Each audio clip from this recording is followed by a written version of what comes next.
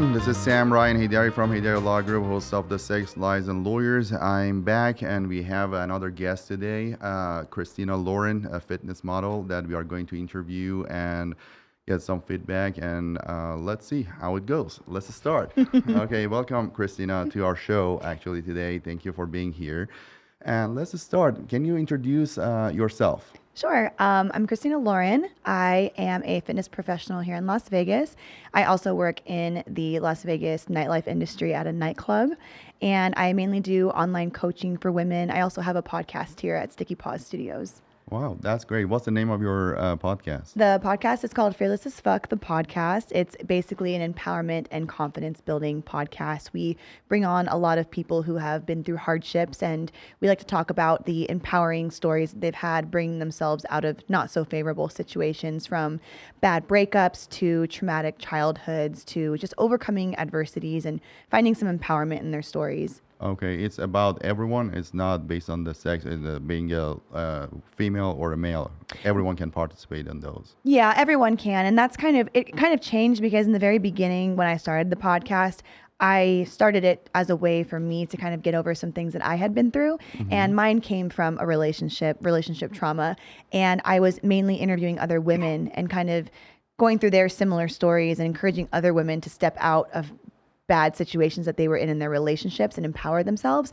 But then as the podcast evolved, it became more about just life in general and things that women have been through. And then I was like, you know what? There's so many men who need to talk about this as well. So now we have both men and women on the podcast, and it's become a more broader scope of empowerment. That's great. So you don't discriminate based on race or. Yes, and that was the thing. Like, I didn't ever want someone to see it and just think this is a feminist podcast, because that's so far from the truth. It was just relatable in the very beginning to what I had been through, and I was bringing on women to talk about being in abusive relationships. But then once that was done, I'm like, this isn't all this is about. This is about the story of empowering yourself through trauma. And there are a lot of men who have been through those things too. So we started bringing that on. And then I'm like, you know what? I don't just want this to be relationships. I want to talk about adversities on all fronts and just ways that people have overcome their hardships and made it an impactful part of their testimony. What other hardship you are referring to other than the relationship? Well, a lot of people have grown up with traumatic pasts from their childhood that they aren't really realizing has had a overflow effect onto how they've grown up into adults. And kind of coming to terms with what you've been through as a kid can also be a really powerful testament to understanding how you are the way you are, why you are the way you are, and the rollover effect it's had onto you as a person. There's a lot of women, especially, I've noticed that, I can't even say that. There's a lot of people who I've noticed that have not dealt with their past, who have let that become a part of their character, that they're fearful now, that they are not a confident person. They're afraid of rejection. They're suffering from imposter syndrome, or they have a lot of negative self-dialogue that keeps them from becoming their most powerful self. And they sit in their trauma so much that they let it control their lives. So harnessing that and finding power in what you've been through enables, or it makes you able to take that and not use it as a negative thing. You take yourself out of victim mentality and you utilize it to make yourself become stronger and more confident, and use what you went through as a testimony to help yourself grow. That's great. Okay, so what kind of guests usually invite to your podcast? On mine? Yeah. A lot of them originally when we started were a lot of friends of friends that I knew, just people who I knew who had been through similar situations as me. A lot of women in their 20s and 30s kind of started out like that. A lot of fitness industry professionals. But then I started broadening it. So I started having men come on, like I said. I had a friend, my best friend's husband, come on recently to talk about mental health. He is a Army veteran. So I had him come on to talk about mental health. I've had a boxing coach come on to talk about mental health as well, suffering from being overweight when he was younger and dealing with those adversities, suffering from ADHD and being told he's not going to be good enough to be a coach. I've had women who have been in abusive relationships come on. I also have had just other industry professionals come on to talk about society and the way women are looked at in society now, and how to show up on social media as your best self. I've kind of covered quite a big range of people at this Range of the point. people. Yeah. Okay. What about your fitness? What your activity looks like, and what you promote as a fitness model and also a personal trainer? Yes. Yeah, so I've been in the fitness industry professionally for about 5 years now. Before that, it was just something that I did to build my confidence. I Mm-hmm. started having, self-image issues and self-worth issues at a young college age, and finding home in the fitness industry and bettering myself really helped me a lot. I feel like fitness is a gateway to building confidence for a lot of people. And as I started getting more serious with it, I started competing in an organization called the WBFF, which is the world of beauty, fitness, and fashion. So think like bodybuilding also meeting a fashion show. So the models are required to be models, not just bodybuilders. And I thought that was really cool. I started competing, and then It's something that is convention or something that is held in Vegas. we actually have our worlds in Vegas, which is like our Olympia, our Olympics, the biggest and the best competition from all our international competitions are Oh, is held okay. here. But there are also shows held year round, kind of like the IFBB and NPC Yeah, bodybuilding bodybuilding organization. organization. We're a different federation completely, but we hold shows just like they do. But When was the last show? I actually did compete in Worlds last August. Last August. Where was it? It was here. It was at the Paris Hotel. Oh, okay. Yeah. Any champion? You were the champion? No, Or I mean, I compete at a pro level, which is already a win for me. But when I step on stage at the Olympia, that is like stepping on stage next to the best of the best. So I always tell myself that I need to honor that, and I need to remember that I have already won by being able to stand on stage next to some of these athletes. And if I continue to grow and do better, I can work my way up in that. But I never try and beat myself up too much about not placing. But I was in the top 10 in Oh, that that's show. great. So that's really exciting. Okay, and Yeah. also you do that personal training actually for people as well. Yes. Where's your gym? Do you have a gym or a specific gym you work at, or So currently, all of my coaching business is done online. That is one part of my life that I just do coach women because I just take that as a specialty. I coach online because I would like more freedom to tackle more clients than just be stuck in a gym all day and be doing like a bunch of one-on-ones. With the online coaching, I can get more in depth with a lot more clients. I also partner my nutrition and fitness training programs that I give them with some mindset coaching. I feel like a lot of the women who I've worked with have needed help internally, not just externally. And a lot of the hardships they were facing in actually performing to their best ability physically was because of their mindset. So trying to get phone calls and FaceTimes and more one-on-ones with these clients to actually help them kind of discover what's holding them back, and mainly it's usually themselves, kind of help them with their fitness and nutrition training.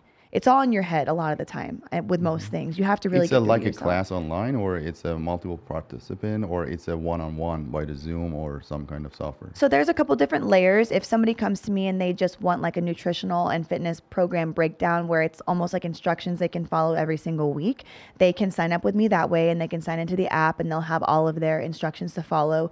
But for the next level of training for somebody who might be more of a beginner, or this is new to them, or they need more one-on-one help and coaching and they want more of my advice, we can go to the next layer of coaching where I talk to them on a weekly basis.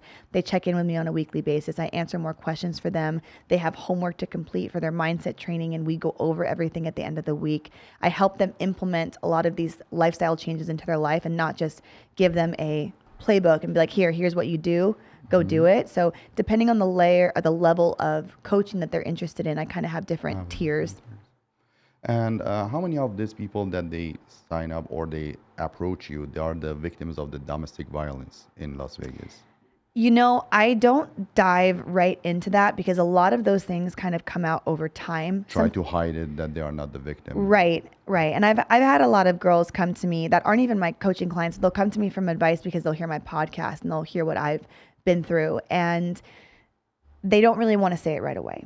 And I think What's the reason they don't want to say it? They're hesitant to say it because what? I think it's a lot of denial. I think a denial and embarrassment. And I never went through a physically abusive relationship myself, but I went through a very emotional and mental abusive relationship for quite some time. And it really did a number on me where I was very embarrassed to talk about it. And, even if people would ask me, I wouldn't say how bad it was. I wouldn't say like that, my ex was treating me in a way where it wasn't right, or, you know, gaslighting me all the time and making me feel like I was crazy and cheating on me behind my back and doing all of these, having this separate life, And like, shaming you. and shaming me because it was my fault that it was happening. And then, you know, the cycle just continues. And we were pretty public on social media, so it was embarrassing. So I relate to girls when they don't come out about it right away, because it's really hard to say that you're in a situation that's really unfavorable. And it really takes some time for it to come out. But what I've noticed is that the more you can build somebody up to find themselves again and to uncover who they truly are and gain some confidence back in themselves, they gain more power to talk about what they're going through, and to take also, like, get themselves out of victim mentality and be like, I have a choice and I can leave. I don't have to stay and put up with this anymore. But when you're broken down so badly, you kind of lose sight of that. Yes, I agree. And that's interesting because they can just also just bring the legal actions if there's a gaslighting or the defamation or just social media disclosing the private information. Usually, always they can just bring the legal actions against them as Right. well. But it depends. Some of them they don't know. They think that it's a public record and they're going to just being said, and that's a civil harassment. Actually, they can be brought, not domestic violence and the physical violence, but sometimes they have to be restrained. Actually, those people that they try to gaslight or defame or trying to shame people on the social media, there are remedies as well for those. That's interesting that you brought it up, actually. So because I've seen those as well in the practice, but I'm not a family lawyer or we are a plaintiff lawyer. We are a civil lawyer. We sue actually on behalf of the clients, but we get those kind of cases as well sometimes that the people say we are just abused on the social media. This ex is doing that and doing those, actually trying to troll me, trying to gaslight me, and contacting my client, other people, defame me, contacting my employer or something. Those Right. are all subject to restraining order, definitely, if there is proven actually and the documentation is there. Right. That's the thing that possibly people, they don't know. They think that they have to just hire a lawyer. It depends on who they are, but they can seek the actually help sometimes from the legal community, sometimes the self-help center actually in downtown, or legal aid. If it's outrageous, they know something, they can help them as well. Legal aid of Southern Nevada, sometimes I've seen they have some kind of restraining order about those kind of abuses, online abuses and the Right. defamation. That because they are serious. It affects your mentality, it affects your social life, and destroy the person, as you Right. said, that they are shamed and ashamed actually to talk about it, actually, even sometimes. Right. And they try to get out of social media and not to talk to anyone, secluded, and go and not having any relationship with anyone, even the friends, close friends. Right. And I think I went through a little period of that too, where I was scared to talk about it too, because I wanted to bring light to what I went through to help other people. But at the same time, I'm like, you know, how much can I actually say that's not, you know, I don't know, like talking badly about somebody else, even though it's my truth.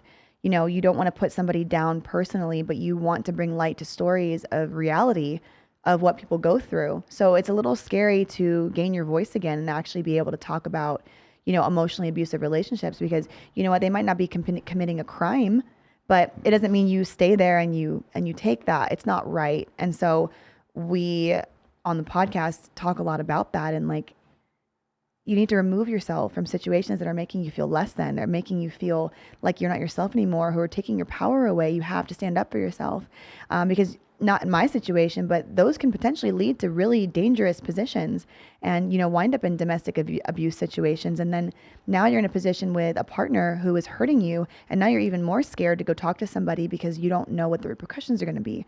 And you feel alone. You feel like you have no one to talk to. And that's a very scary place for someone to be.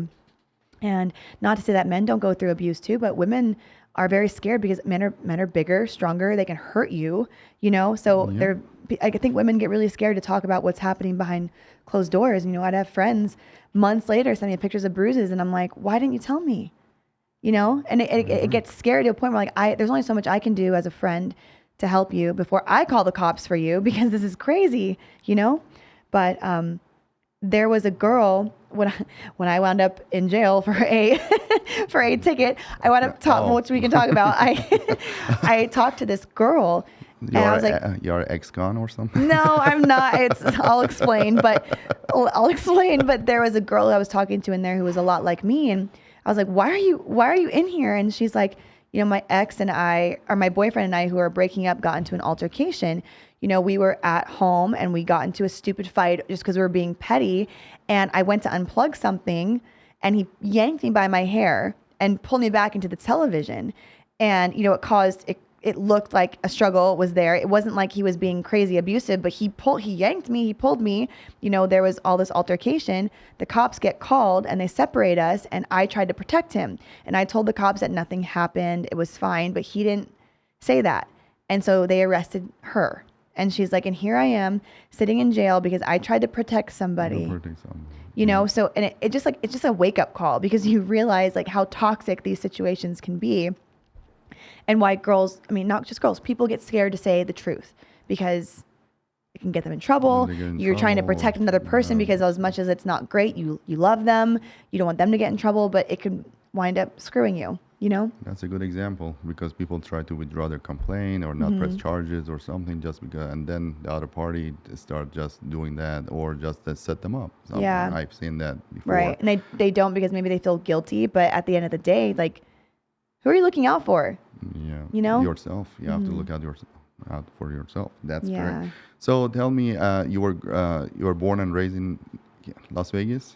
No, I was born in Florida, and then my family moved to California when I was in elementary school, and I stayed in California up through college, and then moved out to San Diego, and kind of bounced around in college from San Diego to LA to Orange County, kind of all in that beach area, and then came out with my ex to Las Vegas about almost 4 years ago now. 4 years ago. So anything more than 4 months, you are in Las Vegas. I was in San Diego for like 7 years, and then I was in LA for like 3, and then Orange County, I think, for like 2 or so. But I just did not like LA at all. Like, it is not it.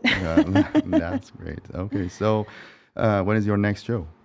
I took some time off to grow. That was one of the feedbacks I got from my coaches, is that I need to do a little bit more muscle development in certain areas. So I'll probably do Worlds again in August. We're potentially looking at one more, but I only like to give myself like 1, maybe 2 shows a year max, because it is really taxing. It's taxing on your body. It's taxing on your relationships, your social life. There's a lot of stuff you don't do when you're really committing to a show. So I personally don't like to be in an actual show prep more than I have to.